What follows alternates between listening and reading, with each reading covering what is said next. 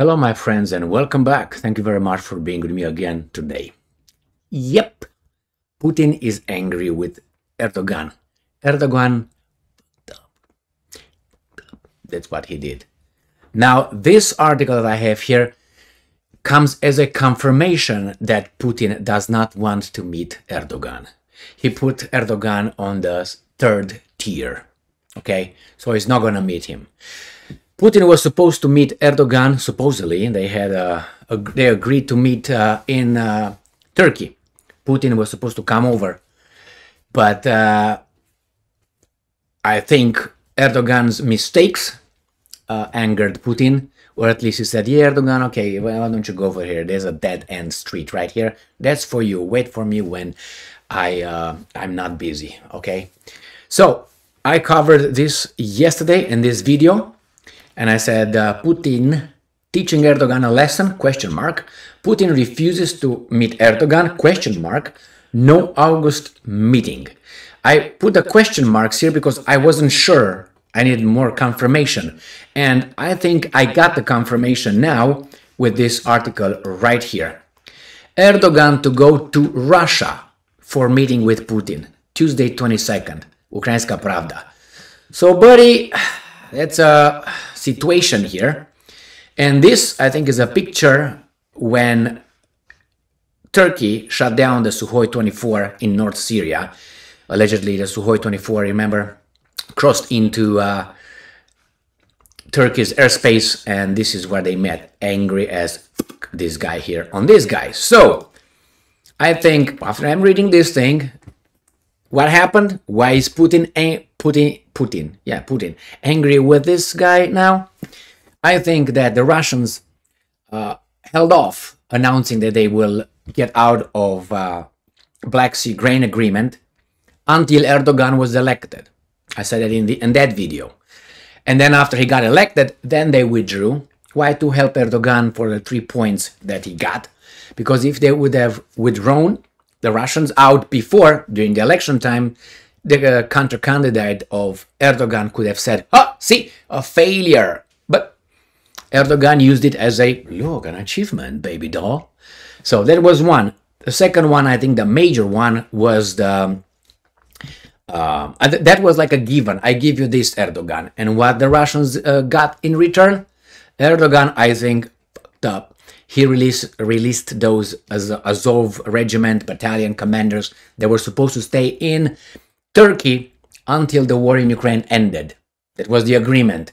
And Erdogan gave those weasels to the big weasel, what's his name, Zelensky, and took them back to Ukraine, and they're back in business, those commanders. But it's okay, if they were captured, that means they're not very good commanders, as, what's his name, Trump said about McCain. Well, I don't like people who get captured. That means he was not a good, oh my God, he's not a hero for me. Remember when he said that? Trump, you can watch that video. He said, well, if you want to know the truth, he said, McCain was captured. That's not a hero for me. Well, anyway, I agree with, to a certain extent, with what Trump said. But nevertheless, the Russians should not have given those guys, swapped the Azov battalion commanders in the first place if they consider the Azov battalion as a Nazi battalion. Okay? You don't release, I don't know, Goebbels, Goering, Adolf, and others if you think they're that bad, do you? You swap them with what? With some regular buddies over there? No, that was a weasel move, and even Mr. Kadyrov was upset with that. Why? Because Kadyrov and Chechen fighters were a very important factor in encircling these guys in Mariupol, in the Azovstal steel plants, if you remember, in April, May last year. So when Putin did that, these were like, what the hell is going on here? So here is the second mistake I think Erdogan made. So he angered Putin very badly, and now they were supposed to meet, as I said, this month. Yesterday they said, well, we're going to meet during the G20 meeting, or we're going to meet through the Shanghai Cooperation Organization meeting on the sidelines. That was the yesterday. And today Erdogan was like, I can't sleep without him. So he got to see Putin. Where? He goes to Moscow. If you know, I don't know if you're familiar with this, but in the old times, in the medieval times, in the Eastern Europe, when you had the Ottoman Empire over there, you had to go and to pay respect to the Sultan, to Istanbul, Constantinople, Byzantium. You had to go over there, and there's where you were given the power to rule over whatever they allowed you to rule, because you were a vassal state. So you had to go over there. It was not a sultan coming to your little shack and say, hey, what's up? You can rule here. No, you were going over there. You were going to Istanbul. Us, the Serbs, all these guys in the Balkan Peninsula, and people that were vassals to the Ottomans in what, 14, 15, 16th century. So, and look for that. Now, nevertheless, Erdogan goes back to Vladimir. Well, what are you gonna do, buddy?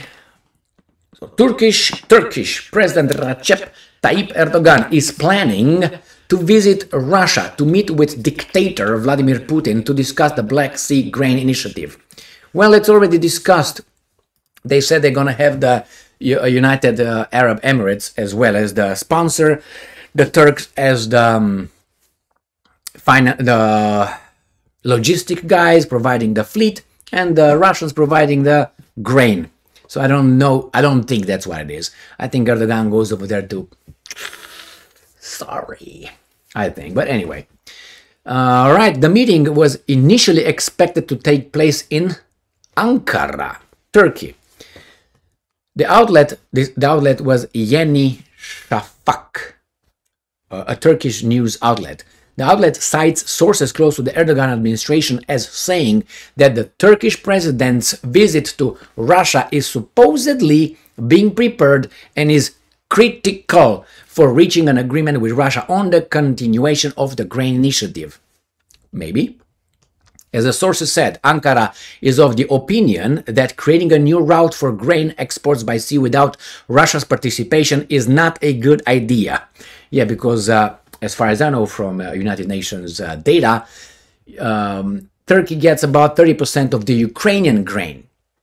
European Union gets 38%, China gets 20%. I'm rounding them. I don't know 38, but that's for sure. 30 and 20. And 2% the Africa and so on. So when you hear these guys, oh, release the Ukrainian grain for the Africans and oh my God, they're starving and so on. Really? 2% goes over there. 38 to European Union, so Crimea River. Anyway, it says here that as sources said, Ankara is of the opinion that creating a new route, okay, possible dates of Erdogan's visit to Russia are not specified. They keep them holding. As I said, I got other things to do right now. I'm looking in the mirror. Wait, Erdogan, I'm busy right now. Okay, bring Tom in here. You can wait, man, wait. That's what's going on right now, and he knows it. Well, I don't know. I mean, you need Turkey. I'm not, making fun of Turkey or something, but I think I make it like this, but it's no surprise, no coincidence for me anymore that this guy goes to Russia. He can't wait. He was supposed to meet him yesterday. I covered that one. Supposed to meet him at G20 meeting on the sidelines or something. And meet him, as I said, in another meeting. I think it was the Shanghai Cooperation Organization or blah, blah, blah. So, the media also reported that Erdogan's chief advisor, Akif Chagatak Kilic, is heading to Ukraine, and that Foreign Minister Mevlut Cavusoglu is also expected to visit Ukraine and Russia. Well. Earlier, it was reported that Russian dictator Putin might personally visit Ankara. The visit was expected to take place in the second half of August. We are in it right now. Just a gentle reminder. Yeah. Rumors were unofficially circulating that it could take place in the coming days. It was reported earlier that Turkish President Erdogan may meet with Putin representative Tatarstan President Ruslan Papapap and allegedly conclude an agreement on the transit of Russian grain in exchange for Moscow's return to the grain deal. Russia will not return to that grain deal where Ukraine is involved because there's other countries that need to fulfill the requirements or the request of the other side of the deal, which is Russia. Russia said, well, these guys did not fulfill their part of the deal. We did for a year. Now, no. You guys need to loosen up the sanctions, put our banks that work with grain on the SWIFT, release our grain from your ports, give them insurance. But the thing with insurance, I don't understand why these guys cannot, Russians and all this, form their own, which eventually they will.